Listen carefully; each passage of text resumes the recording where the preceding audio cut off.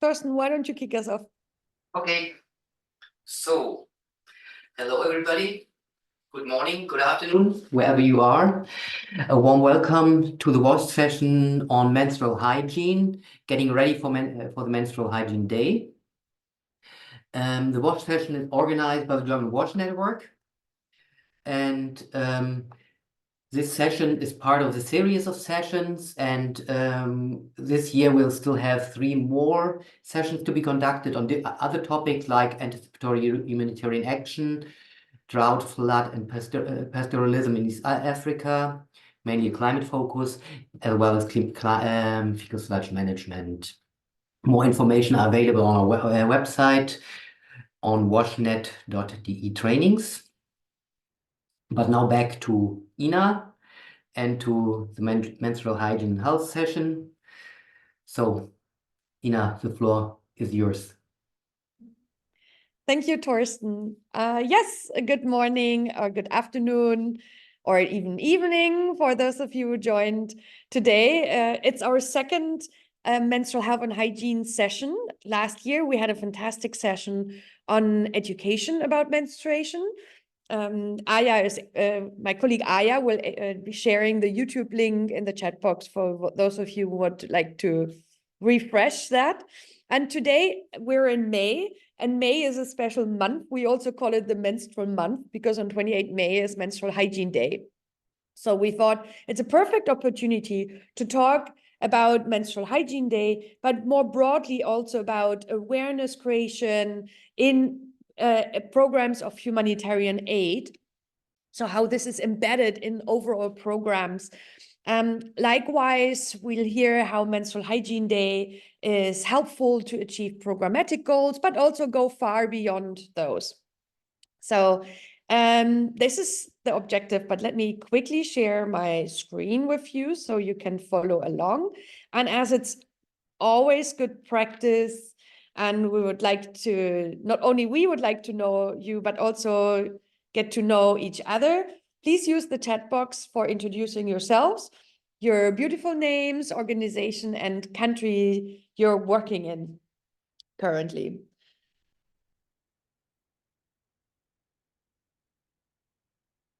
And my colleague Aya. So my name is Ina Jurga. I'm the I didn't introduce myself. I'm Ina Jurga. I'm the international coordinator for Menstrual Hygiene Day. We're from WASH United, an NGO based here in Berlin, who initiated Menstrual Hygiene Day, and we're the focal person for Organization for Menstrual Health and Hygiene within the German WASH network. But we also just want to emphasize, we see this goes beyond WASH. Of course, it touches many other aspects, including sexual and reproductive health and rights, health, education, women's economic empowerment. So yes, it's anchored within the WASH sessions, but we'll do see it wider. And then you've probably seen that already, we'll have closed captions. That means if you can choose any language of your choice for the closed caption. So you go to the 3 dots and then you choose from the My Caption language, you can choose any language of your choice. We will have one presenter later speaking in French. So therefore, you can set then the caption language into English if you need a translation, or vice versa. Et pour le francophone, pour ceux qui souhaitent suivre la conversation dans votre langue locale, les sous-titres Zoom proposent une traduction dans la langue de votre choix.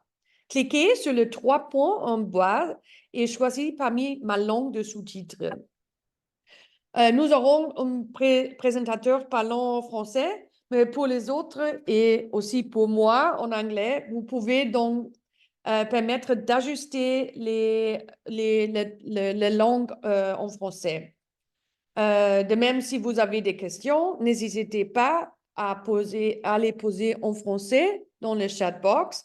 Aya parle également couramment le français et est là pour vous aider aussi. And for the rest, please always stay muted. You can turn your camera off and on. That's totally up to you, like you wish. And with that, I'm happy to kick us off with showing you the agenda for today. So we're currently in the welcome. And because we have a special occasion of Menstrual Hygiene Day, which celebrates its 10 years anniversary, I wanted to provide a small introduction on how the movement developed over the last 10 years and give you some examples on Menstrual Hygiene Day from the last year, some highlights. But what is really at the core of today are the in-depth country examples. And we're going to hear from Margot Dubé. She is from UNFPA Mali. We have Linda Etoy. She is working or has worked as a consultant for Tearfund in DR Congo. And we have Biju, Dangol, who works with Welthungerhilfe, that's the German agro action, not German agro, Welthungerhilfe in Nepal. So really a diverse set of different countries and different approaches to MH Day. We'll have a very short part then where I share how you can participate in this year's MH Day. And I think we do have a lot of time because we also want to hear from you, and these WASH sessions are always for sharing. So in the sharing and discussion, which I think we'll have plenty today, I open the floor to you to also provide small snapshots, what you have done in raising awareness and so on. And then, of course, we close the session in roughly 90 minutes. Okay, so I want to talk about in my kickoff about awareness, action, and advocacy on menstrual health and hygiene in emergency settings. And as we all, and I wanted to first start off to wake us all up with a poll which I launched. And here I have 2 questions for you. So how high would you rate the importance of good menstrual health and hygiene among the direct beneficiaries? So women and girls and people who menstruate. So very high, high, medium, low, very low. And how high, the second question is, would you rate the importance of MHM among humanitarian actors? So these are, for example, among technical experts, donors, etc. So the first is beneficiary perspective. And the second one is the perspective of the implementing and donor organizations. I give you a few more minutes to answer before I share this.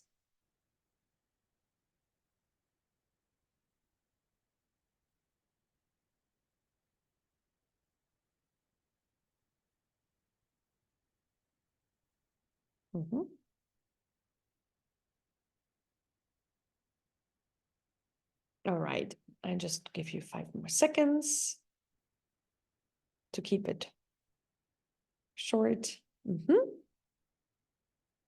All right. And then I show the results with you. So for the first question, frankly, it's not a surprise. So among the beneficiaries, so women and girls, menstrual health and hygiene is rated really high. So you all said very high, high to medium.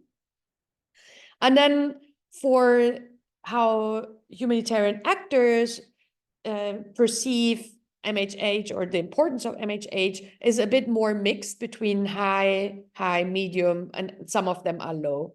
So, which is actually good. I was almost expecting this would be the other way around, but as here we're all very committed and interested in the subject, maybe that's also showing these results here. Thank you for adding your vote here. Okay, I'll close this one so far. Okay. And as I already said, while we speak today in the WASH session, MHH is firmly anchored across several sectors or clusters, namely then health, education, protection, but also linked to nutrition and all. So there's a lot of areas where MHH is situated. So it's not a standalone issue. It's always very, very integrated into the subjects. And as I said, I wanted to give you a small look back into the, from the last almost 10 years. So back in 2013, I found this article from Red Cross. And back then they said, menstrual hygiene, what's the fuss? So this is where the first activities came up. And since then, also the Red Cross has been really spearheading a lot of great work in countries and on knowledge management around pushing for more awareness and implementation of MHM in emergencies.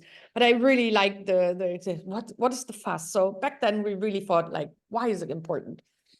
In 2015 was another milestone, and I think for those of you working in the area, you know this toolkit very well. It was a collaborative development, and more tools sprang out of that. But I think that release was really a milestone for the work in emergency settings. And fast forward to 2021 and to see how far the discussion has come. In 2021, we not only had a global pandemic, but we also had a supermodel, Natalia Vodyanova, unpacking a dignity kit for women and girls. And that created a huge attention. Even I think that is an article from Glamour magazine. So from a very technical, what's the fuss, to, hey, yes, this is important. And MH Day was first celebrated in 2014, so right in the middle of the groundswell of MHM. And as you could see, the article with Natalia Vodanyova, actually it was a small video too, that actually appeared on Menstrual Hygiene Day as the occasion to do that. So this is how it all links nicely together. So for those of you who don't know, why is there a Menstrual Hygiene Day? So back then in the early 2010s, there was technical work going on, but there was something missing that unified everyone, like something that brings everyone together to call the attention on the issue together. So, and we thought, why not establishing a day, because we have World Toilet Day, we have World Humanitarian Day, but there was no day to celebrate and to create attention and awareness around menstrual health and hygiene.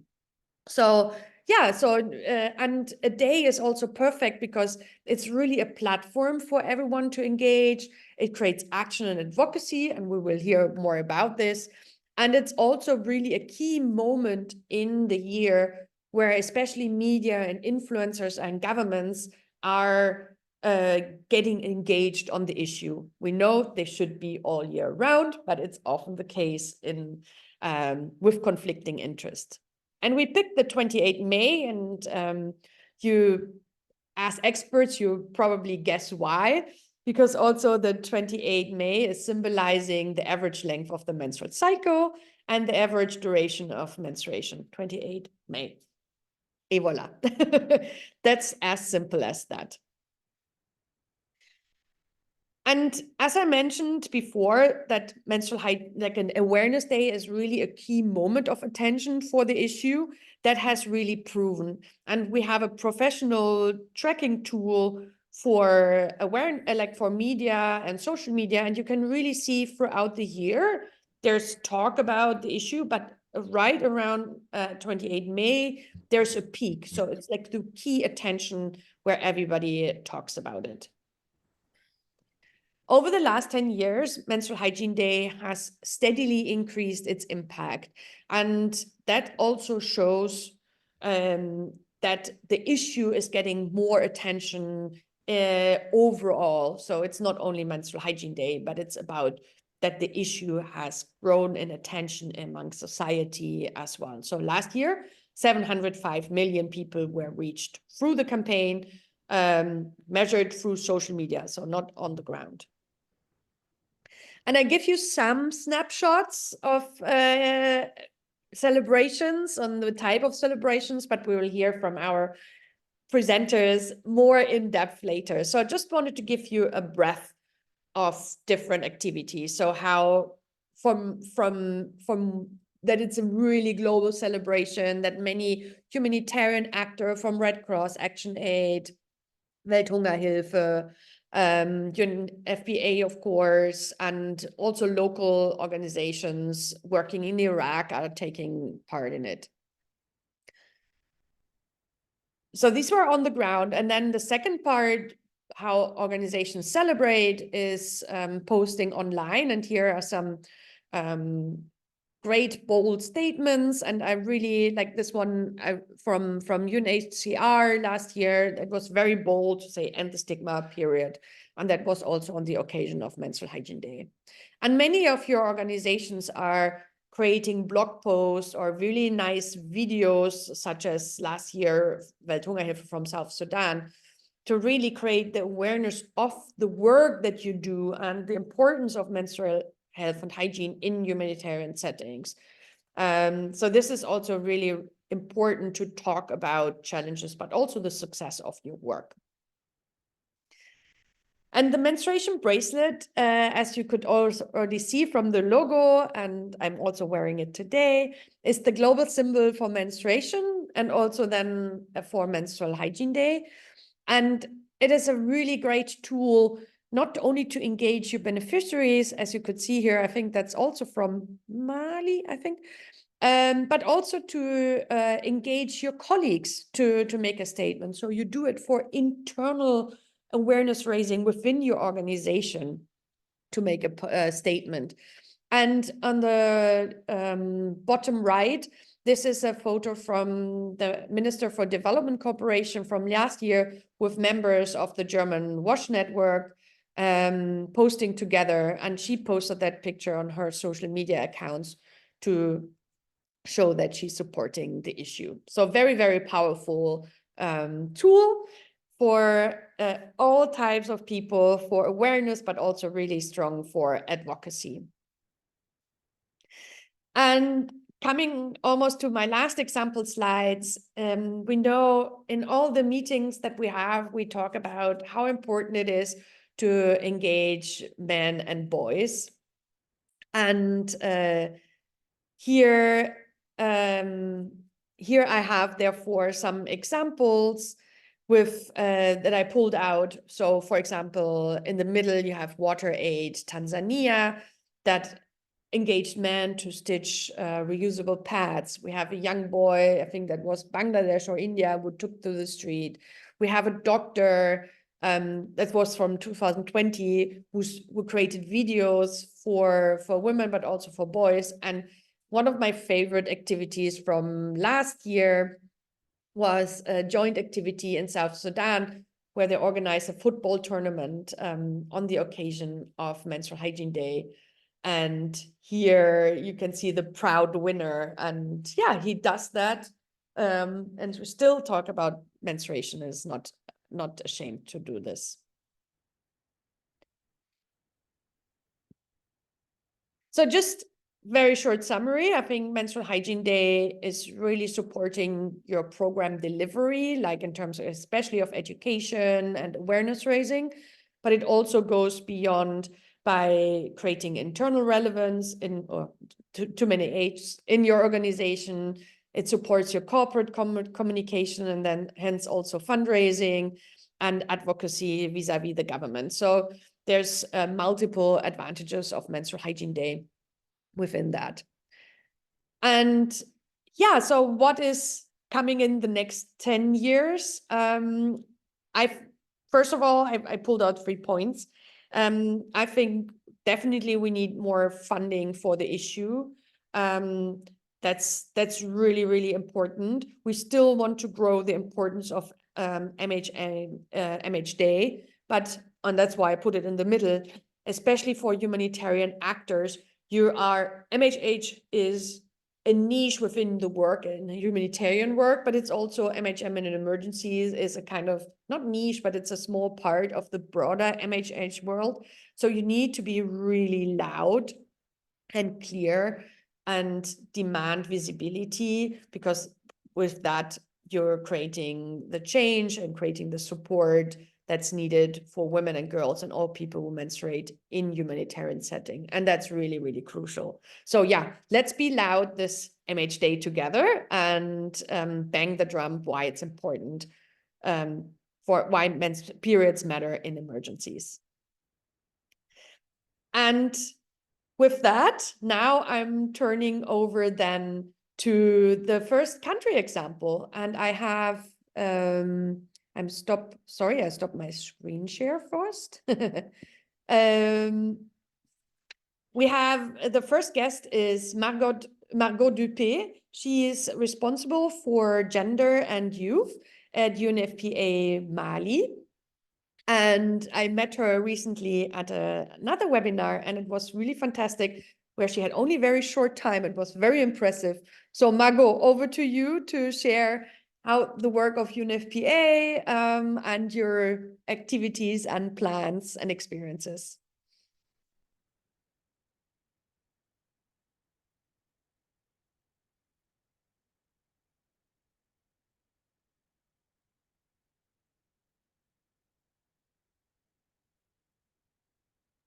Thank you so much, Ina. I hope everyone can see my screen.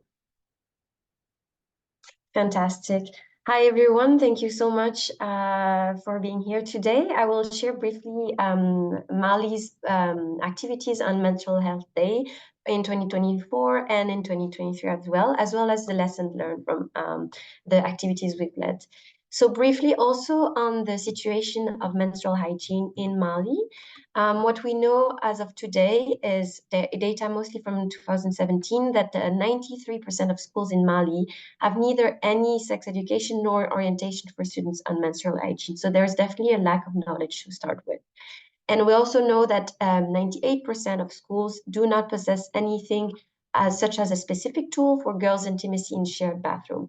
By that, we mean closed toilets, we mean separate bathroom, we need access to water, for instance, to change and use flushing, for instance.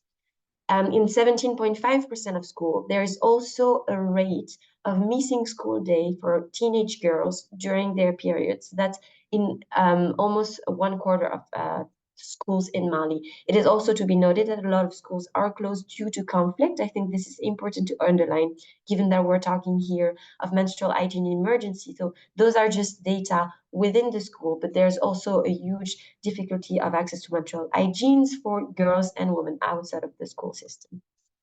Now, how do we respond to these challenges with UNFPA in Mali? So we have been celebrating Menstrual Health Day since its existence, but mostly we've done campaign last year, and this year we're also planning many activities. So regarding communication, we are using a various mode of reach. I will not get specifically into details, but I would be happy to share any contact after that webinar. But we have been publishing on social network. We have also done press publications, such as a communique by our head of agency, with key data to inform actors, but also to pull some traction around the issue and try to break the taboo in Mali. We've also been working with bloggers, mostly young bloggers in Mali. They have an important impact on visibility of issue as well as on opinion of youth. So we've trained them on specific gender issues, and then we use our connection with them to really develop the reach of our messages. We've also used street video signs. So maybe you know what I mean. Those big signs in the street are present in Bamako. So on the left, you can see an example of this type of video sign we could have. We chose to focus on the pain of the menstrual cycle, to really emphasize the fact that it is a real issue, and also to sensitize women and girls on the fact that they should also seek help if they face those pain, that they are not just phantom pain. We've also created a lot of different short videos. I put a link here, but again, I could share several. One of them is very interesting, is by a man testifying as a father what it feels like for him to learn that his daughter had her first menstruation and how he reacted to it. We also had a young basketballer who is talking about how for her as a Malian, it's been difficult participating in a competition due to pain and a lack of awareness. We've also recorded a debate inviting together on TV gynecologists, a religious leader, and a youth to talk together about the issue to really make sure that all opinions are really heard and that we can reach as many people as possible. We've had radio messages as well in Timbuktu in the north of Bamako. So it's really important again here, since we're talking about the humanitarian context, to underline the fact that different communication tools have been used to really reach people depending on where they are based and their preferred mode of communication. And radio, definitely in the north of Mali, is very much used, especially by the youth. We've also held math sensitizations as in the street, as well as a webinar for the youth. And we've also written an advocacy note that is aimed more so at the government, humanitarian actors, and also other actors. For the activities we have led, we've been trying really to focus on reaching the furthest behind. That's a statement by UN that you should leave no one behind. So for instance, in 2023, we've reached people in 10 different IDP sites all over the country and different humanitarian zones. We've also advocated and distributed products in a prison in Mali for disadvantaged women, which is most women in that prison. We've also reached disability groups by doing sensitization in sign language, as well as special sensitization for blind women and girls. We've also reached survivors in the one-stop centers, which are the holistic centers who welcome women and girls and men and boys survivors of gender-based violence. And we've also held mass sensitization, as mentioned, and school sensitization is also reaching the furthest behind in Mali, because even then in public school, there's really lack of access, as we mentioned in the beginning. So our impact in 2023 has been 1,300 menstrual kits distributed all over the country. By kits, we mean 2 reusable pads that are washable and 1 for the night, as well as soap, and all of that in a kit with special information with visuals. So this is really not just a one-time product, but this is something that they can use for many years. We've also sensitized 3,000 boys, girls, women, and men, but in 2024, we want to aim higher, as it is a 10-year also of Menstrual Health Day.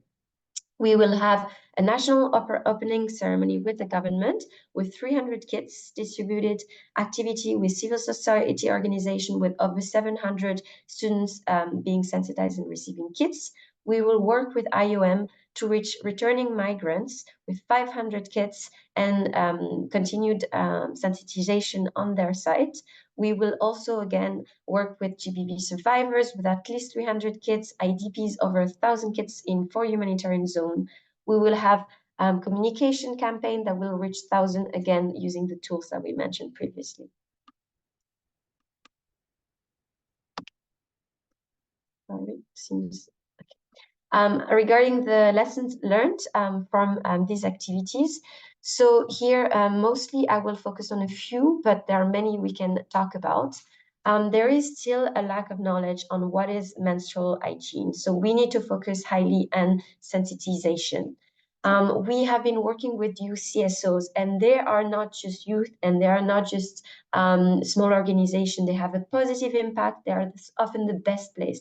For instance, in the IDP sites in Bamako, we have sensitized over 100 people, men and women, and it was very interesting to work with UCSO because there were young men actively engaging other men in their community. They talk the local language, they know what type of tools to use, and they are really have a positive impact. Taboos and myths persist. That is really important because we cannot just talk about it as if anyone had not only the same level of information, but the same comfort to talk about the issue. So I will talk about specific tools that we put in place in order to face this. There are specific needs for women and girls and boys and men that need to be taken into account. I mentioned disabled women. In a focus group that we led, they told us reusable pads is not an option for them because they usually have a caretaker, and that's an extra weight load for them to wash these products. So they do prefer to have reusable that gives them more empowerment and more autonomy. Also, partnership with the private sector is lacking. I will talk about briefly how we partner with private sector. It's also major, enormous amount of funds that might not be always reachable through the usual donors. And men and boys are not included enough, and they need to be included. So how we responded through best practices.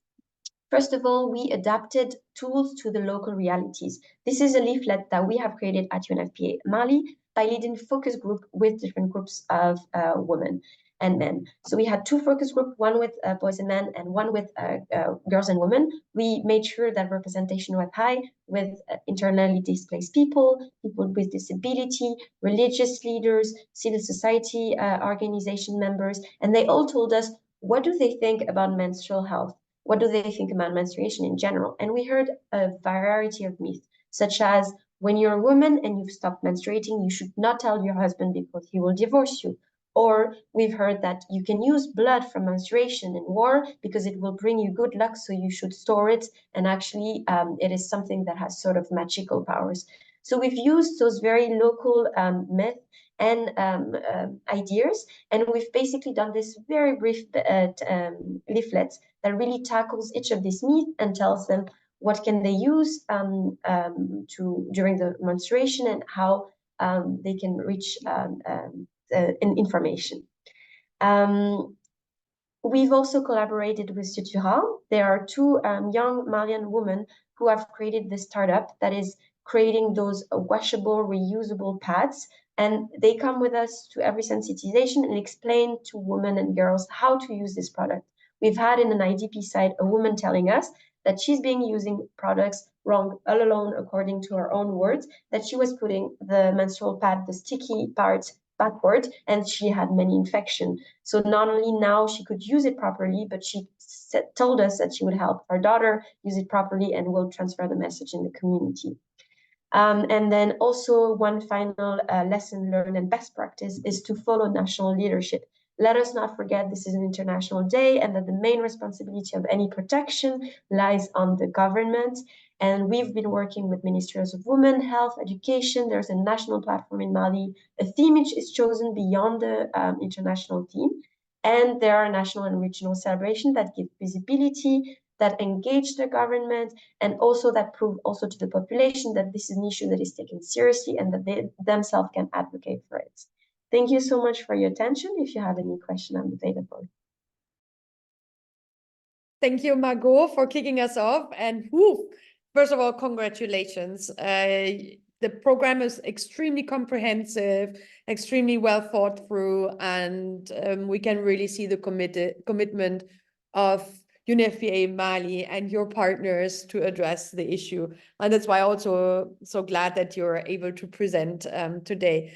Are there any questions to Margot directly out of this group? You can raise your hand.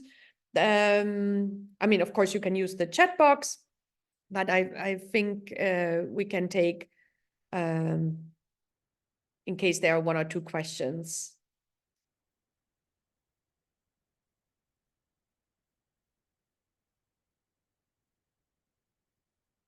I think you need to raise your hand so I can unmute you in the meantime.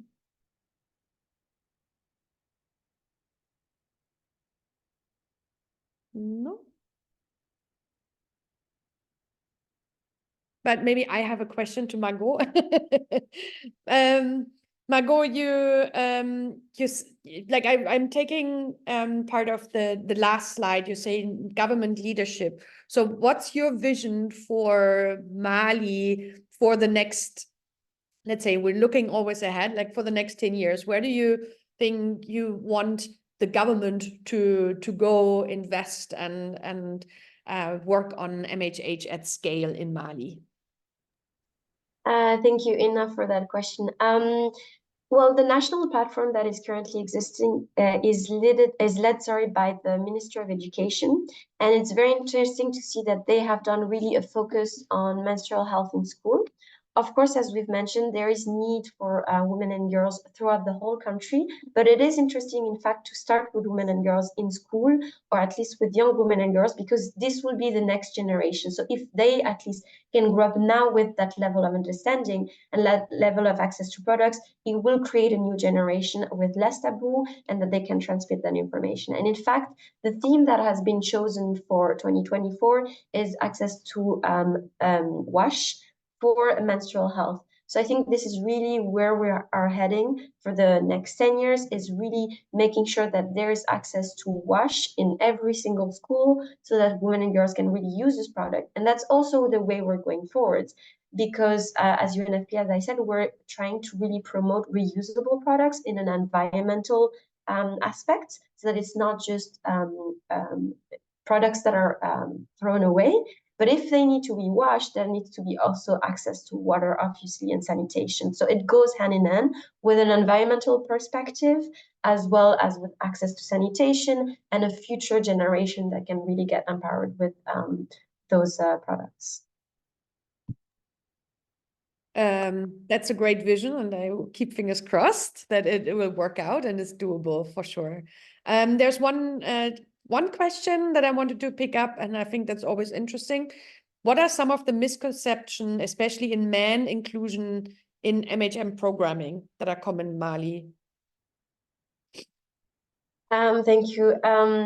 Well, one of the things we have heard during the focus group discussion we've done with men and boys in 2023 was that menstruation is a woman's issue, or it is something that should not be disclosed. It is something that should be talked about only between women, and that it's even actually rude for a man to talk about this either with other men, but also in the presence of women, etc. So it's really about keeping one's lips shut to make sure that there is no offense. But then we've also had very specific sort of myth that existed. As I mentioned, there is a myth around warfare. There's also been a myth around wedding, that women should use menstrual products until they get married, because this is something that otherwise will bring them bad luck within the marriage. And boys and men also hear about these things. So if they realize that this has not been completed, there could be some frustration, or there could be some miscommunication as well with women and girls. So it's within men and boys conversations themselves, but also expectation with women based on other myths that have been heard from outside. Very different, all very diverse, like rooted in different understanding of menstruation and the myths and taboo. Thank you so very much, Margot. That was super. I know we can talk for hours. Abdoulaye, I know you have a question, but please post this in the chat box, because we want to give 2 more speakers the chance. Abdoulaye, s'il vous plaît, posez votre question sur le chat box à Margot, parce que nous avons une autre présentatrice juste maintenant. Thorsten, kannst du mich hören? Kannst du, sorry, I'm just trying to reach Thorsten to change the, Yeah, yes. please. Can you change the input of the captions into French now? I can do that, yeah. Merci. Thorsten is going to change the input language of French, so you can pick English for those. Linda, s'il vous plaît, c'est maintenant à vous. So now we have Linda Etoy presenting her work with Tearfund in the Democratic Republic of Congo. And we met during another WASH training where Linda already shared. So, and the Tearfund program is so much bigger. So in the short of time, she's going to present a small snapshot. Alors, Linda, c'est à vous maintenant. Je suis très heureux et la parole est à vous. Bonjour, merci Nina, merci beaucoup. Je suis vraiment très heureuse pour vous partager un tout petit peu l'expérience que j'ai eue avec Tearfund, une maison où j'ai travaillé pendant plus de 3 ans. Et je suis aussi contente de voir que Rachel aussi est là.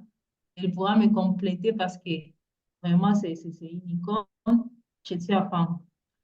Alors, je vais vous parler des activités qu'on a eu à mener pendant des brefs projets, que je pourrais dire des projets d'urgence, où nous avons célébré, nous avons participé à des activités qui visent à briser ou bien à sensibiliser la communauté autour de l'hygiène menstruelle. Alors, il y a eu une enquête qui s'est faite, une enquête baseline qu'on a pu faire et on a découvert qu'au moins 9,6% de filles et 14,7% des enseignantes en Nord Kivu pensent que les règles posent barrière dans la vie commune ou bien dans la vie d'une femme ou une fille en âge de procréation. Et aussi, on a vu que la gestion de l'hygiène menstruelle dans les interventions rouges sont minimes. Parfois, ces interventions, ils se limitent à une simple distribution de kits d'hygiène et on laisse par là. Donc, on fait juste la distribution et on passe à autre chose. Voilà les deux problématiques que je voulais partager avec vous aujourd'hui. Et à cela nous renvoie à l'autre diapo qui nous montre parmi toutes les activités de Tearfund, toutes les approches GHM tournaient autour de trois verbes, de trois actions, c'est-à-dire briser les silences, informer la communauté autour, les informer sur la gestion de l'hygiène menstruelle parce que le sujet est encore tabou jusqu'à maintenant, sauf dans des zones où il y a une forte sensibilisation avec les acteurs humanitaires. Et aussi, avec Tearfund, on s'est limité aussi à la distribution des produits ou des fournitures des kits de gestion de l'hygiène menstruelle. Et avec ces trois actions, on peut énumérer ou bien on peut donner quelques activités qui s'est déroulées ou bien qui s'est tournées autour de ces trois actions de Tearfund de l'approche gestion de l'hygiène menstruelle.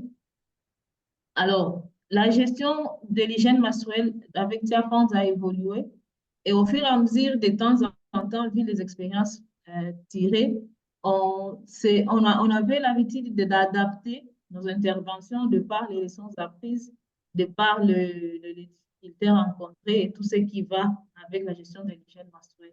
Et à cela, la gestion de l'hygiène menstruelle a pu intégrer tous les aspects ou bien toutes les activités programmatiques d'une intervention gauche. Donc, dès le départ, dès les évaluations des besoins, on faisait tout pour récolter quelques informations par rapport à la perception, par rapport à tout ce qui s'est fait dans un site ou bien dans une zone ciblée par le projet. Et de par ces évaluations, on arrivait à identifier les us et coutumes, l'aperçu ou bien tout ce que la communauté conçoit en rapport avec la gestion de l'hygiène menstruelle. Et de par après cette évaluation des besoins, toutes les activités programmatiques ou bien les activités soft tournaient autour vraiment de tout ce qu'on a pu récolter dans les évaluations des besoins. Et à cela, il y a eu on peut parler des activités comme identification, information des bénéficiaires, mais aussi des mentors ou bien des personnes qui sont en charge des clubs. Il y a une création et animation de ces clubs d'hygiène menstruelle. On faisait aussi la distribution telle que je l'ai dit, mais aussi il y a eu la célébration de la journée mondiale du 28 mai, là où on poussait les cris plus fort. Et à cela, on ne se limitait pas par là. Il y a aussi le PDM qu'on faisait à la fin de chaque intervention ou bien à la fin de chaque distribution qui nous renseignait un peu de la façon dont la distribution s'est déroulée et quelles sont les difficultés.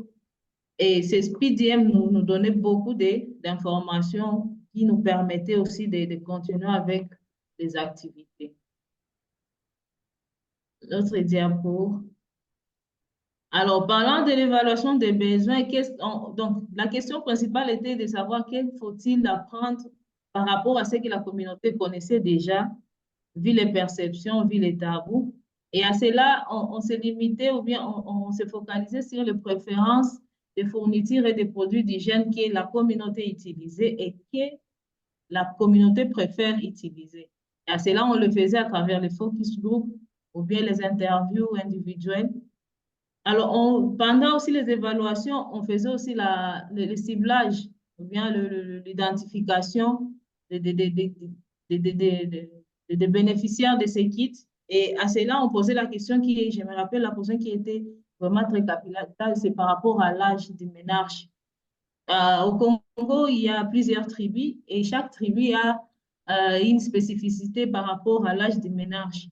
Vous pouvez demander à un tribu ou bien à une zone, ils vous diront que l'âge du ménage, c'est à 12 ans. Quand vous arrivez dans une autre zone, on vous dit 14 ans. Donc, ça varie et cette question était vraiment pertinente pour nous permettre d'avoir une idée prioritaire par rapport aux bénéficiaires ou bien par rapport à l'âge des bénéficiaires, par où on doit commencer pour cibler le bénéficiaire. La taille aussi majoritaire des femmes en âge de procréation. Il y a des zones-là où les femmes sont vraiment très maigres par rapport à d'autres zones. Et ça, c'est ça, ça nous donnait aussi l'idée de savoir comment constituer les kits, quelle size il faut inclure. Par exemple, pour les sous-vêtements et autres, ça nous donne vraiment l'idée de savoir quelle size utiliser. Et aussi, la distribution, proprement dit, elle se faisait après avoir ciblé, après avoir formé aussi les mentors, parce que ces mentors-là qui sont issus des communautés, c'est eux, ou bien c'est elles qui ciblaient ou bien qui faisaient l'identification des bénéficiaires. Donc, pour nous, on a compris au fil des années que avant même de faire la distribution de ces kits, il faut commencer par la création ou bien l'identification de mentors qui vont vous aider à cibler les bénéficiaires.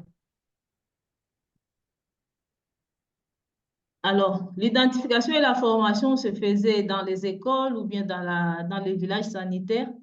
Et à cela, après avoir identifié les élèves et les enseignantes, on procédait à une petite formation pour leur donner tout ce qui cadre avec la gestion de l'hygiène menstruelle. Et aussi, dans le cas des déplacés, on ciblait les bénéficiaires pour d'abord les donner les informations avant de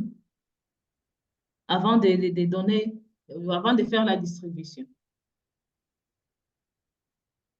Alors, la création et l'animation de ces clubs, ça se faisait d'une manière spontanée parce qu'on s'appuyait beaucoup plus à des structures communautaires qui existaient.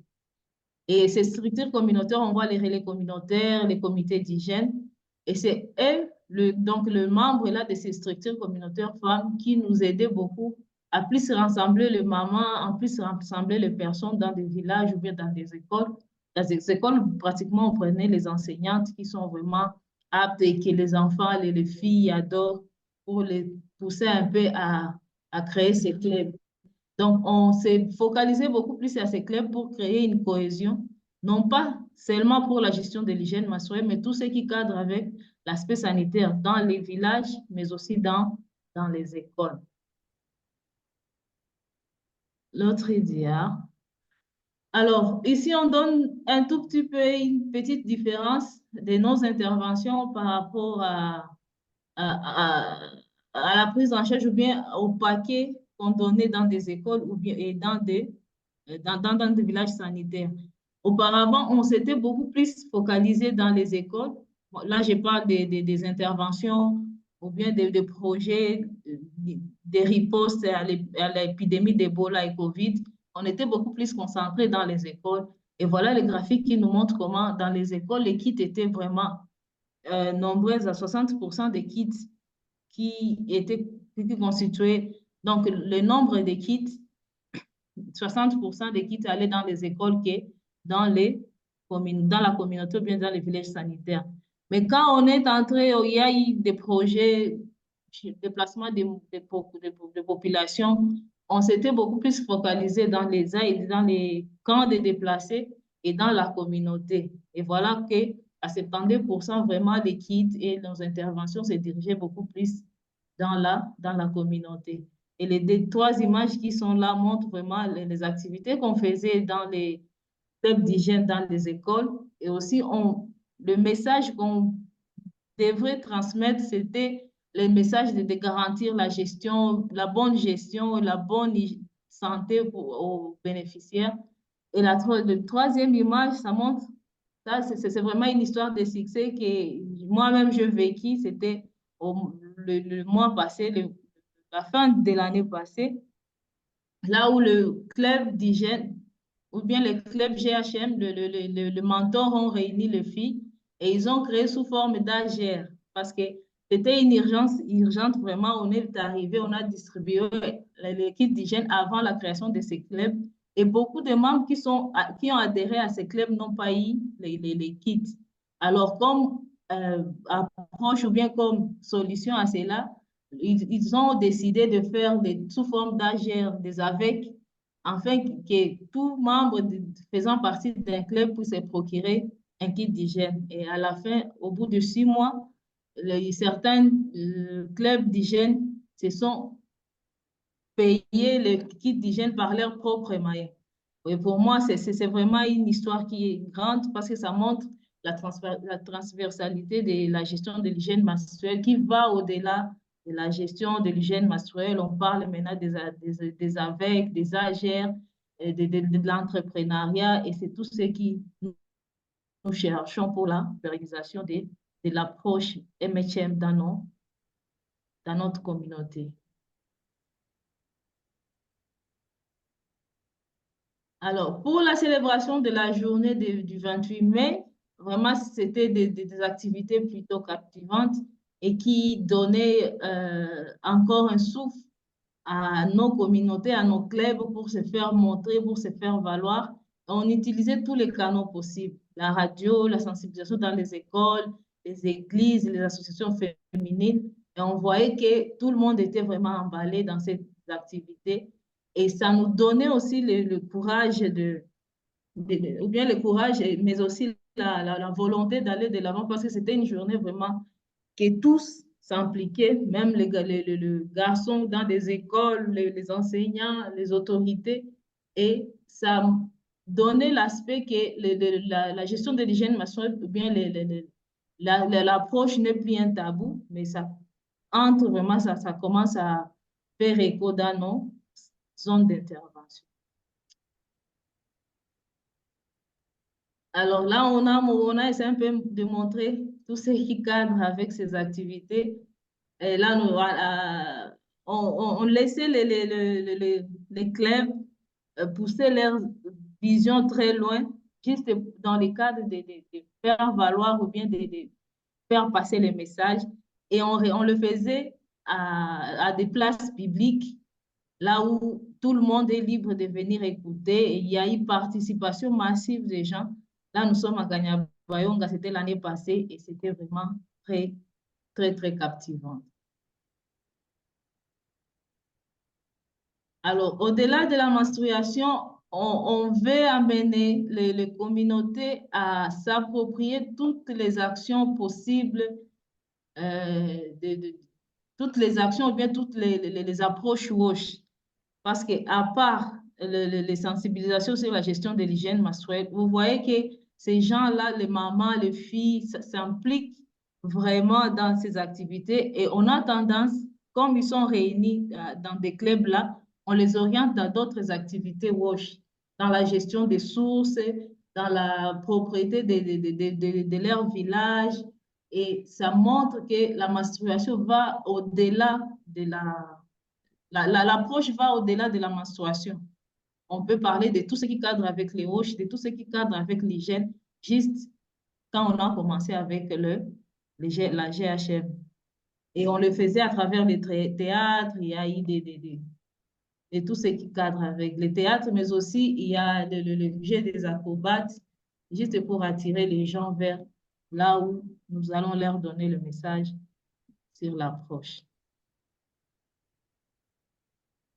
Alors, les leçons apprises sont vraiment, il y en a beaucoup, mais pour la célébration de la gestion de l'hygiène menstruelle, on a compris que la journée est moins connue, surtout à l'est de la RDC, c'est vraiment moins connu. À part les organisations qui sont dans les WASH, il n'y a pas d'autres acteurs qui parlent de cela. Pourtant, on peut étendre l'approche dans d'autres domaines, protection, sécurité sociale, sécurité alimentaire et tout. Partout, on peut parler de la gestion de l'hygiène menstruelle parce que les femmes en âge de procréation sont aussi des cibles pour les autres approches. Et aussi,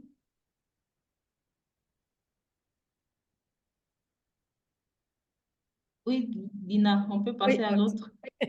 Oui, oui.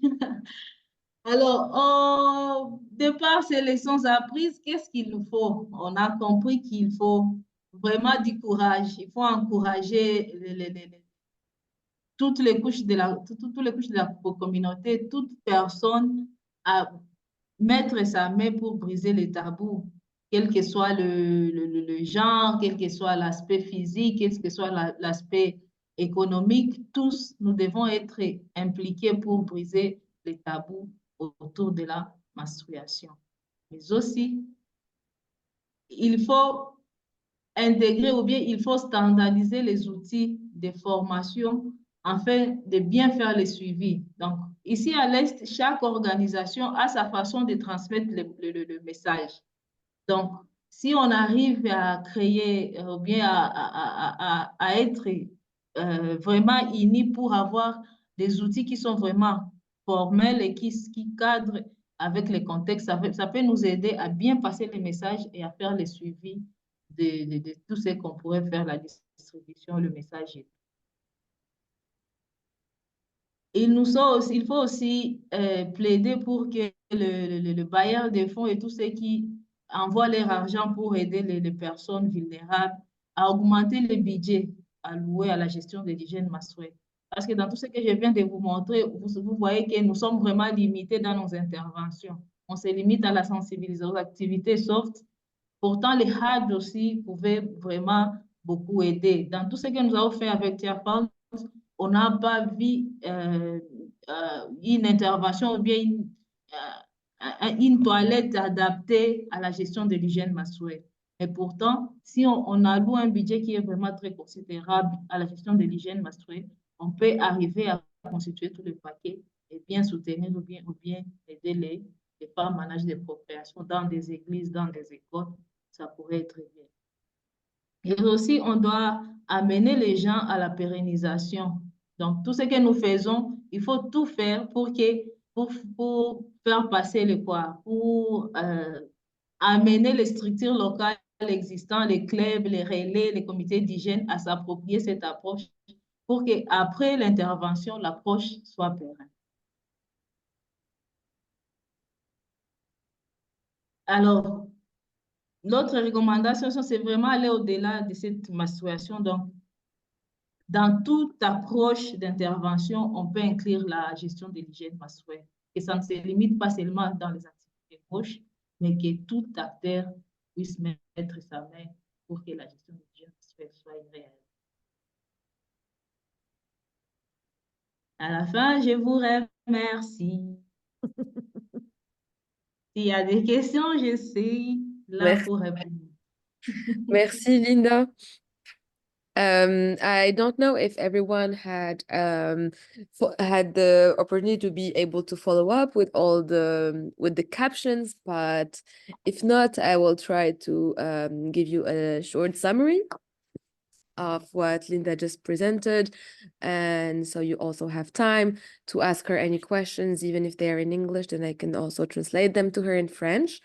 Merci encore, Linda. Thank you for sharing your very interesting approach to MHM within your program that is including awareness, education, and also kits distribution, because within the program, they're aiming to include different communities and different social circles, because they have an approach that is aiming for sustainability and autonomy of these communities, which go beyond the program, and they are also independent afterwards. And within the program, there is also an aim for more advocacy, to calling out for more funding for MHM. Not only for them, but also for intervention across the country, and to make MHM a relevant issue in DRC, especially that in the east of DRC, it's not very known except from bigger organizations. So do you have any questions for Linda? You can rather unmute yourself, or just type in the chat box and we will share the questions with her. Sorry. Yeah, let's do the chat box. So because it's easier for translation.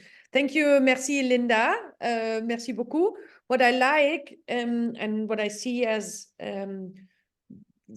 similar from Mali to what you did in a smaller scale is that you start with an analysis, with an evaluation in the beginning to understand perceptions, myths, taboos, and also to identify the different people you want to include. So going beyond women and girls, but see who is influencing them, see who you need to reach, and the last reach. So both of you mapped out really beautifully what's needed to be done and what are the messages to convey and activities to do. My next presenter is now Biju Dangol. So we're moving over to Asia, to Nepal, where there's also huge taboos and stigma around periods, which are changing also over the last years. And also thanks to the work of the Welthungerhilfe. Biju, we're looking forward to hear about your work in this also very beautiful country in Asia. Okay, sure. Thank you, Ina.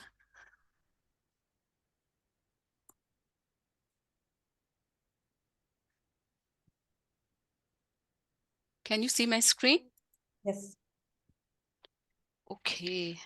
Okay, thank you for providing me in order to share the experience of Nepal related to menstrual health and hygiene.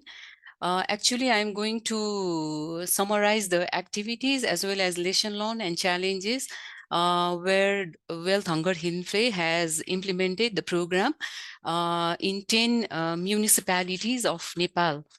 In Tarai, as well as 3 municipalities in hilly region.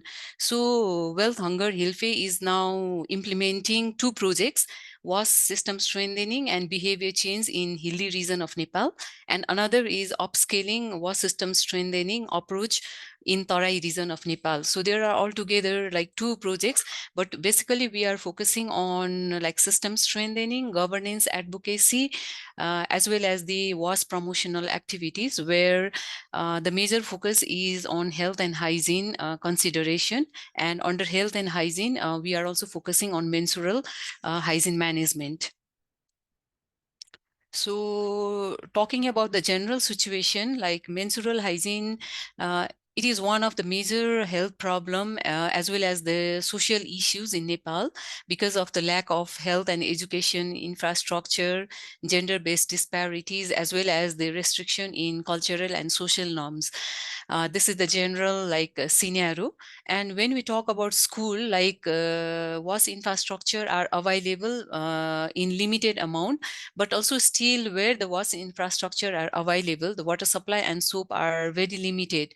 So the hygiene practice is not maintained, and MHM is also not considered. And reusable pad are advocated, but there are lack of washing and drying space in school, as well as like students, they have developed the coping strategy to use disposal pad in school as well as at home. And there is also, like, as I think first presenter has mentioned about the skipping of school during the menstrual period. So here in Nepal also there is a practice of skipping like 4 days in each month during the menstrual period.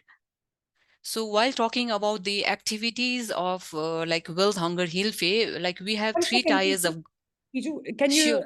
open your the presentation in view so we can see your next slide. So currently it's just, we're stuck at the first slide. So we want to see your beautiful pictures. Sorry. Okay. You need to press presentation mode, I think.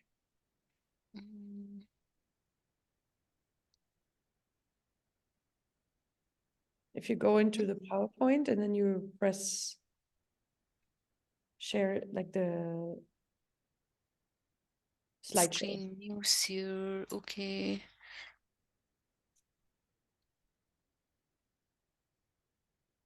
Or you just go to the third slide. Okay. Yes, now Is it it works. okay? Yeah, now it works. Okay. Okay. So while going through the activities, like we have 3 tiers of government, local level, province level, and the national level. So basically we are focused, mainly focused at the local level, where we are working with the total beneficiary as well as the local stakeholders. So at local level, we have conducted like MHM workshop with focal teachers and the peer educator, where like the 2 students, they talk with each other about the importance of good hygiene practices, as well as like basic concept of menstrual hygiene issues, as well as the rules and responsibilities as well. And another is street drama at school and community level, where the student and the community, community people, they are engaged in the drama, and dissemination of MHM related leaflet, as well as different IAC materials, and awareness raising through miking. Like miking is generally used in the Tarai region, where it's the mobile, in the mobile vehicle, where the vehicle moves from one place to another with the message on menstrual hygiene management. And we also had the interaction and orientation with the school boys and girls, where the boys are made aware about their rules and responsibilities in school, as well as their daily life, and how they can support the girl and as well as their mothers and sisters in their home during the menstrual period, as well as to make them aware about the menstrual, what are the basic concept and the problem associated with menstruation during the menstrual period, which is encountered by the girls and the women's. And another is formation of MHM network. We have a Kisori, means the adolescent girls. So we have formed 2 network on focusing on the adolescent girls, so that in order to raise the advocacy on MHM issue, so that they can go to the local stakeholders, like example mayor and the municipality officers, and they can raise their voice for menstrual hygiene, like access of sanitary product, as well as the focal teachers in school. So and also allocation of budget from the local government as well for the school. And we also have conducted the inter-school quiz competition, speech competition, as well as the rally at the local level. And another is we have also conducted the girls friendly cricket match, where it has focused on 3 sessions. The first session is mainly focused on sensitizing the players about menstruation and is cycled through simple game. And another second session is mainly focused discussing about different myths and misconception through group work. And third session is the game, where which will be serving as a universal communication tool, and where each hit will symbolize the breaking the barrier of child marriage, as well as the issues related to menstrual hygiene. And school, we have also been constructing the child and gender friendly, disabled friendly wash facilities. And we are also, as one of the humanitarian organization, we have also distributed the hygiene kit, which consists of undergarment of different size, as well as the sanitary pad, according to the standard of wash cluster. And we have also developed in order to have the access to sanitary napkin at the ground level, we have also developed the women entrepreneurship, so that they can produce the reusable sanitary napkin at the local level. And while talking about the national level, we have also like not we only, WHA is Nepal only, like we have the MHM-PA, that is the Menstrual Health Hygiene Partner Alliance, which was established in 2017, and it has the current members with 60 members. So we are also one of the member of MHM-PA, and we have conducted the national level dialogue policy advocacy at the national level, where panel discussion was conducted on different topics like formal education on menstruation, as well as about discussion on the different menstrual products produced by different private sectors as well. And we have also like conducted the fair and exhibition and the film screening, as well as the drama at the national level, by inviting the participants from the local level and the school who have been experienced in conducting drama at the local level. And while talking about the challenges, like still there is lack of awareness regarding menstrual health and hygiene, as well as cultural taboos. And there is also lack of proper wash facilities and sex education in school, and culturally restriction practices, because still like in hilly region, there is a practice of chaupadi, where women are isolated from their house and they have to stay outside in a hot, like where there is a case of like the rape and gender-based violence as well. And there is also gap in evidence for policy dialogue as well. We do not have like different studies, assessment and research, and tying off with the university for authentication of data and evidence-based intervention. And while talking about good practices at the local level, especially we are like working with the participants at the local level. So one of the good practice is like the sports for was, where women are engaged, girls are engaged, and they are able to talk freely about the menstrual hygiene, and they are also like engaged in sports, because there is a belief like sports is for boys only. So now the girls are also interactive and they are engaged in different sports like cricket and football. And boys and men engagement is also one of the good practices, like where they are been contributing like for the important support in school as well as the community at the household level. And another is interaction between MHM network, that is the girls adolescent network, and the deputy mayor. It's one of the good practices, because at the local level they have been allocating budget for menstrual hygiene management as well. And another is like interaction between mothers and daughter has also encouraged daughter to talk openly with their mother as well as the father, and it has created a good environment, like where the daughter hand over the reusable pad to mother, because in Tarai region mostly the women, they use like the old clothes, dirty clothes for during the menstrual period, and it has increased the reproductive health problem as well. So this campaign has encouraged women to use the reusable clean sanitary napkin, as we have also developed the entrepreneurs at the local level, and there is access of the product at the local level as well. And another is like trained adolescent girls and the child club. They are one of the key carrier to deliver the masses at the household level. And for this, May 28th, we have planned the sports, that is a girls-friendly football match as well as a cricket match. And another is essay competition and girls interaction talk program in schools. Other is cycle rally by coordinating with MHMPA, other development partners and like-minded agencies. And we have the awareness campaign and orientation in schools and communities as well.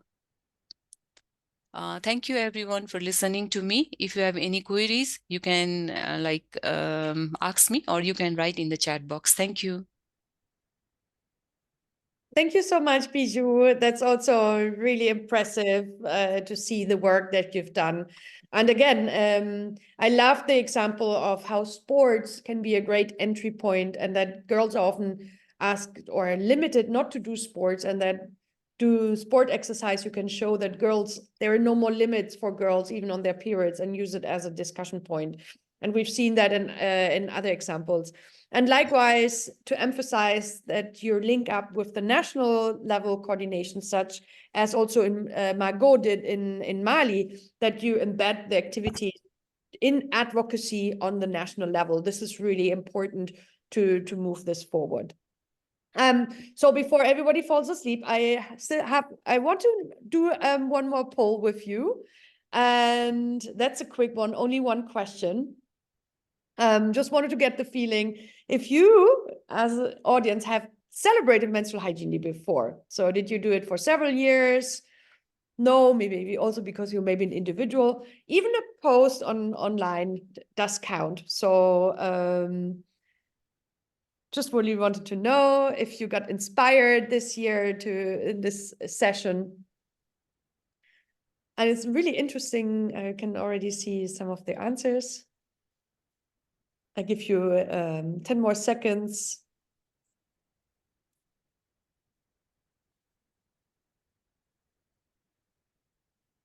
And then I'll show you the results. Just that was a quick snapshot. And it's really diverse. So the majority of you has celebrated MHA for several years, but there are also a few who wouldn't even know the day exists or have not celebrated. And also a few of them are planning for this year. So I hope you got really inspiration from the key presentations that we heard, what different activities are possible. And I think it's really inspiring because it's like a bouquet of activities, but even anything small you can do online or with your community, with your colleagues is really helping. Give me just 3 minutes very briefly, and then I open up the floor. So I just wanted to share the campaign theme and the materials that are ready for you to celebrate MH Day this year. So the campaign theme for this year is Together for a Period-Friendly World. In French, it translates a little bit longer, but we feel for the 10-year anniversary, we need a slogan that shows our unified goal in the world. So this is, and what you can do also with this is to localize it to your country and region. So you can say Together for a Period-Friendly Africa, or you can even say Together for a Period-Friendly Nepal. So or Senegal. So that's all really possible, and it's so flexible, and you can make use of it. It's very great to do conversations. It's great to talk about your work.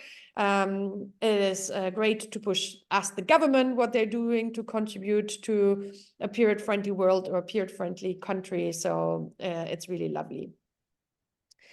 And we've heard so many nice examples. Just wanted to emphasize two more things. One is always communicate about your beautiful events online, because it's like really perfect. And last but not least, invite media to your events, because media is looking for stories. So you can, and they're really interested in events and activities, and to publish them on MH Day. So think about media as a good ally to talk about the work and the issue in general. For the 10 years anniversary, you can think about maybe a period party where everybody dress in red and have some entertainment and drinks and food and talk about periods. It's a very light format that you can do. If you want to if you go online, we have a set of materials for you. They're already on our website. They're super flexible. They're ready to use materials for all types of social media, where you can add your logo. There's also templates where you can create this in your local language, or with even other icons. And here are some really two nice examples that I already found how partners are using these templates to make it theirs by adding their logo, by adding their country and contact. So it's really, really nice and simple to do. And by this week, I don't think, maybe by the end of today or tomorrow, We also have materials for your events like banners, garlands, hold-ups, and we created some really fun entertaining bit like a period dance, a music playlist, a quiz. So, and again, you can do so much more, and we heard so many nice examples today. And you saw the bracelet throughout as a really nice tool to engage, and this is also available as digital version. But if you want to create, just find some local beads in your countries and do this, and then post it as well online. Yeah, and my ask to you, if you post online, use the hashtag period-friendly-world and MHD, and please share your event images and reports with us. I will also follow up, but please do this because we really want to show for the 10-year celebration how globally everybody is celebrating. And I really want to show, and this is my commitment to you, how MHM is relevant for emergencies and humanitarian settings. So especially for those who work on this, we really want to do a special shout out to the work of actors like you in humanitarian settings. So please let us know what your plans are and how the day evolved. So I will also share my contact with you. So yeah, and we still have a few minutes. Sorry for rushing you through, but we'll do a follow-up with the presentation and the slides. But I also want to hear from you in the last bit. Maybe you have a question to the presenter, or maybe you want to share your own activities and plans. So this is now the time for everyone and us to exchange. So I also want to keep speaking brief, but yeah, if you want to share your plans and ideas, or if you have a question to the presenters, please, you can raise your hands and unmute yourself. That's totally possible. And I'll stop sharing now. Mohammed, Mohammed, you're the first hand I see, so feel free to speak. Yeah. Hello everyone. Thank you. This is Mohammed Al Khalili, Oxfam Syria, the Public Health and Hygiene National Coordinator. I have one question for you actually, because there is a part in the site and the website that says like to become a partner or something. However, I don't know, this is kind of organizational thing. I don't know how we can go there. But for MHM activities, it's already there. Actually, it's ongoing, and most of the times in the past 2 or 3 years, but basically it's MHM week because it's the whole week. There's activities ongoing. So basically, we kind of invite several women or girls in whether it's communities or schools, and we do this kind of celebrations. But it stops there. In terms of maybe there's a little efforts on the media and to showcase our interventions. So I want to ask you to what extent this would contribute, maybe informally, I don't know, I'm just thinking out loud, how we can highlight in a way that we are not going through this kind of the whole organizational partnerships and all of these things. So basically kind of small things that would highlight and maybe to showcase our contribution to this day. Maybe it's not a celebration in the meaning of the word, that is celebration and huge campaigns, but at least because it's still, as everyone said, it's still kind of it's not that public thing to go, but at least in the spaces we have interventions, it's already there. It's within all our WASH activities. It's embedded there. This year we started with the boys in schools, so it was kind of a good and successful piloting for that. So I just want your reflections on that. Yeah, I think I'm also again overwhelmed by the work that you do. So there's possibility to become an official partner. So just requests, and we have just a new website. So our partners are not yet visible. So we have more than 1,000. Were really the movement to support this. So this is one. And then secondly, we really want to, as I said, we want to showcase the work of organizations working in humanitarian setting really, really strongly to make the case. So please send us your activities and you will get a special shout out in our impact report for actors working on that.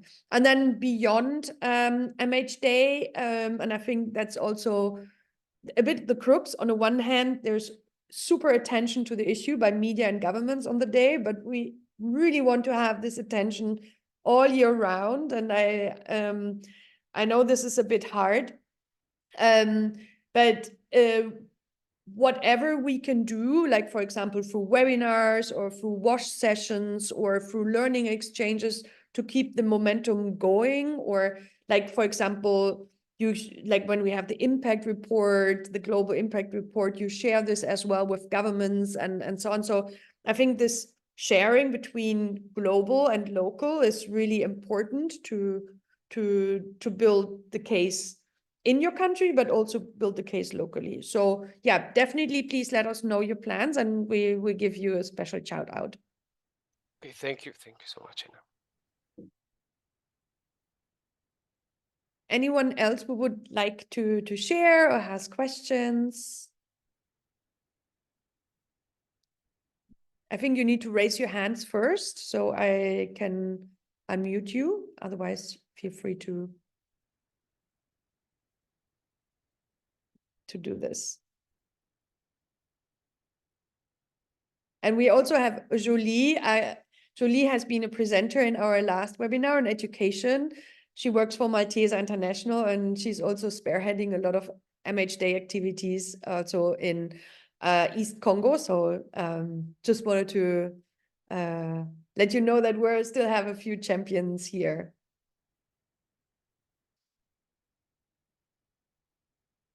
I'm just looking at the chat box. Okay. Well, I think we're also coming to the end of, anyway, the 1.5 hours. Thank you for staying with us. Oh yeah, there's one last question from Galaxy J8. I don't think that's your real name, but if you want to tell us your name first and your organization so we know. Hi, thank you for the opportunity. My name is Anisu Mazamba from Psycho Health Zimbabwe. We mostly specialize in menstrual health awareness and management. And so far, we're the only organization in our country that specializes in that. We've partnered with UNESCO on several occasions and other organizations to celebrate the Menstrual Hygiene Day. We've been celebrating the Menstrual Hygiene Day for since 2022. So this would be our third year. Yeah, third year celebrating the Menstrual Hygiene Day. I have a question for the lady from Congo. She said that she uses animation sometimes to reach out to her audience, and I just wanted her to explain a little bit on that. Alors, Linda, c'est une question pour vous.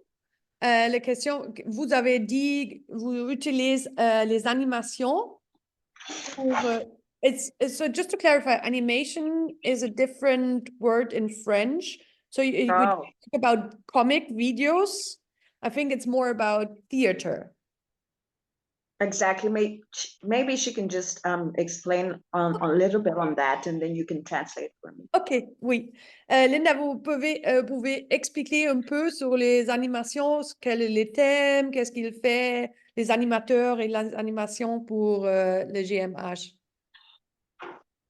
Alors, les animations, c'est tout ce qui cadre avec la promotion ou bien comment faire passer les messages selon les thèmes. Par exemple, l'année passée, c'était aller au-delà de la menstruation.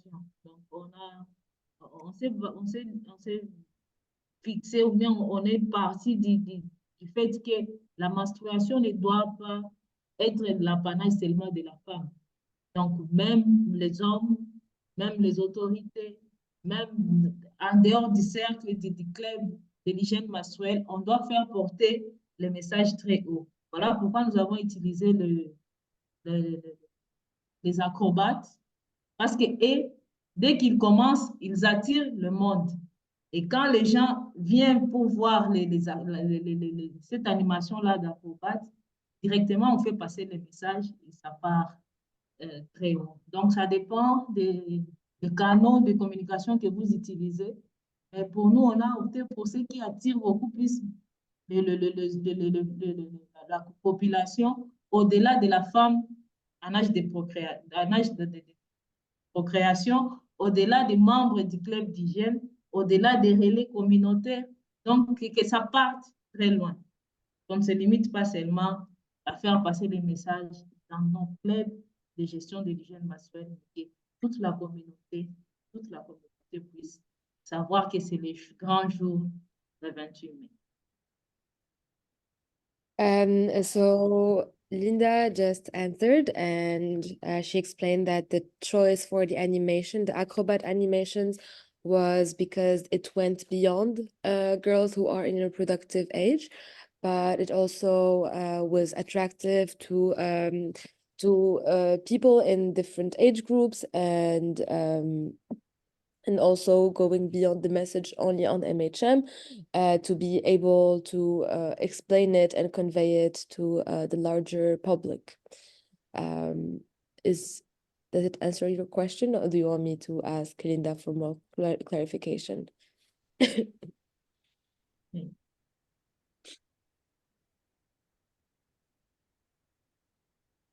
Okay, great. Alors, s'il n'y a pas s'il n'y a pas une autre question, je peux donner ma suggestion. J'ai une suggestion par rapport à la journée du 28 mai. Alors, nous sommes beaucoup des acteurs dans une zone donnée.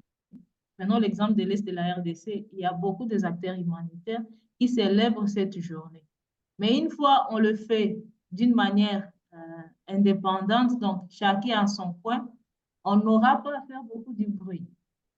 Donc, ma suggestion est de voir comment, dans la mesure du possible, on peut se regrouper, on peut faire des activités ensemble, mettre les moyens ensemble, par exemple autour d'une coordination, autour des santé là où nous sommes. Ça peut faire à ce que l'activité ait beaucoup plus d'impact et que nos voix ou bien nos messages puissent aller de loin. Parce que quand on le fait d'une manière autonome, chacun dans son coin, chacun dans sa zone d'intervention, on a tendance à se perdre. Puis les moyens qu'on dispose, l'approche n'a pas assez de moyens à faire de telles activités. Mais quand on est ensemble, ça fait beaucoup de bruit. Oui. Oui, Linda, vous avez totalement raison. C'est aussi ce qu'on essaye de transmettre, c'est qu'il faut avoir une seule voix pour avoir un seul mouvement. So everyone, to translate what Linda said, is that, sorry, she suggested that if you don't have any ideas yet for the 28th of May, for Menstrual Hygiene Day celebration, is that instead of having a celebration in your region or in your community by yourself, you should coordinate and come together with other partners and actors who are also willing to celebrate, to have a louder voice and being together for one movement, because it's also in the case of the lack of funds, you save also fundings by having by coming together and contributing to just one big movement that will have a bigger impact, and that avoids you being alone and losing as well the message of everyone being independent and not coming together on MH Day. I couldn't agree more. Je suis totalement d'accord. I think these are great closing remarks. For those of you who want to leave us now, because we're done with the time.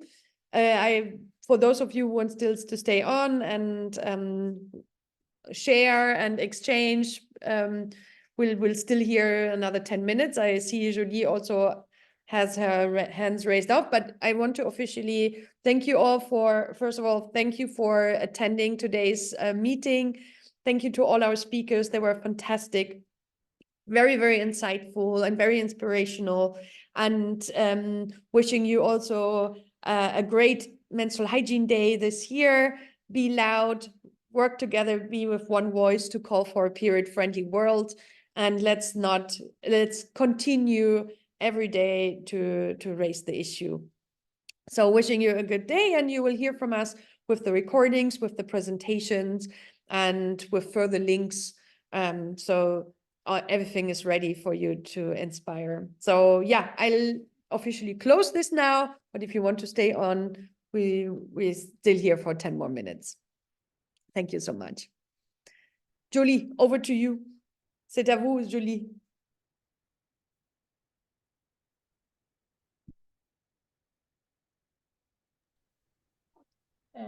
J'aimerais un peu parler un peu par rapport à la proposition de Madame Linda. Je ne sais pas si elle est dans quel coin de l'Est de la RDC. Ce ne sera pas aussi facile comme elle pense pour qu'on se réunisse ensemble pour cette activité. Voilà la grandeur de notre cher pays, la RDC. Raison pour laquelle nous basons, chacun se base dans ses coins pour quand même faire quelque chose, pour quand même faciliter les informations à notre population qui était vraiment longtemps dans les ténèbres, ne connaît pas qu'est-ce qu'on peut faire de la menstruation, qui était toujours la honte, quoi. Alors, je pense que cette possibilité, je ne sais pas comment est-ce qu'elle propose pour qu'on se retrouve ensemble. C'est une bonne et très excellente idée, mais voir la grandeur de notre pays, je vois que ça sera un peu difficile pour nous. Parce que nous, chez Malteser International, notre zone d'intervention est un peu vaste. Vous allez voir que nous intervenons au site des réfugiés, nous intervenons dans des écoles. Vous allez pas voir parfois, nous célébrons cette journée mondiale de l'hygiène menstruelle seulement avec les élèves.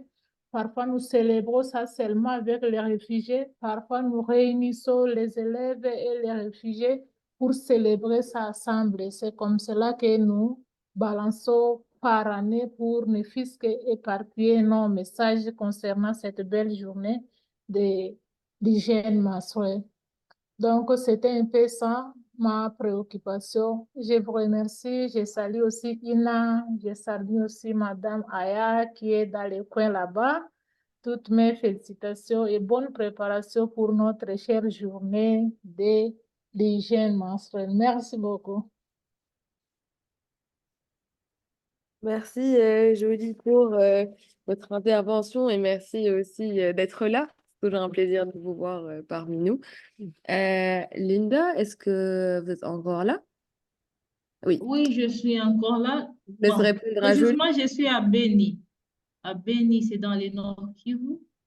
Mais en Etoy, là où vous êtes, il y a des organisations, il y a des acteurs WASH qui sont là et qui célèbrent facilement cette journée.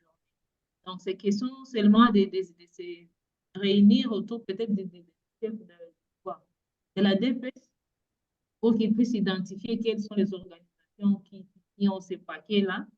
Et puis, ils vous mettent ensemble à partir des zones de santé, là où vous êtes. Vous ne pouvez pas être seulement Malteser là-bas. Il y a Oxfam qui est là, il y a Tearfund aussi qui est là. Donc, c'est question seulement de se renseigner auprès des différentes zones de santé ou de la DPS pour que autour de ces structures-là, vous pouvez vous réunir. Ça peut être facile. Oui, oui, la RDC est vraiment vaste. De Beni à Bunia, c'est une longue distance. Donc, c'est la seule proposition que je peux te donner, voir la DPS et autour d'elle, vous pouvez vous réunir. Ok, merci pour votre idée, mais ce n'est pas facile parce que ici, là où nous sommes, c'est seulement Malteser qui intervient dans cette journée de l'hygiène menstruelle. Les autres peuvent faire peut-être la gestion de l'hygiène menstruelle de leur manière, mais célébration de journée mondiale est célébrée seulement et uniquement par Malteser. Et nous sommes en Etoy, la province de l'Itouri, et nous sommes aussi à la province de Haute-Ouélé. Alors, si tu vois la distance entre la province de Haute-Ouélé et la province de l'Itouri, réunir tous les DPS de Haute-Ouélé et DPS de l'Itouri, c'est tout un problème et ça ne va pas être facile. tout cela, ça ne peut pas quand même nous freiner de mener nos activités. Mais je pense que chaque ONG qui sont dans les domaines de WASH, ce n'est pas tout le monde qui a pris le volet de la JHM, gestion de l'hygiène menstruelle. Quelques-uns ont cette volet de l'hygiène menstruelle. Mais quant à la célébration de notre chère journée mondiale de l'hygiène menstruelle, c'est seulement Malteser qui le fait ici, à Etoy et à Etoy, dans 2 provinces. En tout cas, merci beaucoup. Okay. Well, and I'm happy to connect you also, Linda and Julie, with each other, so you can exchange and get to know as 2 passionate women. Okay, thank you so much. I wish you a good rest of the day. Thank you to all our presenter questionnaires. Also, thanks to Aya for the chat box, and we'll be in touch with the follow-up. Have a good rest of the day. Bonne journée à tous. Au revoir. Merci, merci pareillement. Bonne journée à tout le monde.